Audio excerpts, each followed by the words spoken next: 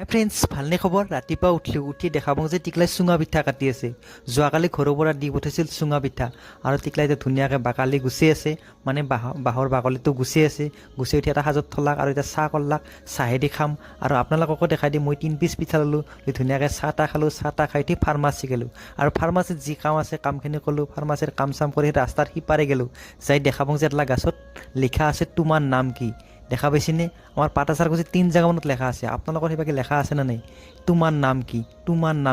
বহুত জায়গাত লেখা আছে রাস্তার কাষতে আছে রাস্তার সিপারেও আছে আর এই গাছডালতো লেখা আছে তোমার নাম কি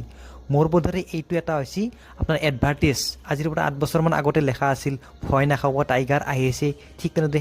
সেইটো যেনে এটা এডভাৰ্টাইজ এইটো এটা এডভাৰ্টাইজ আপোনালোকৰ যদি কিবা এৰা বেলেগ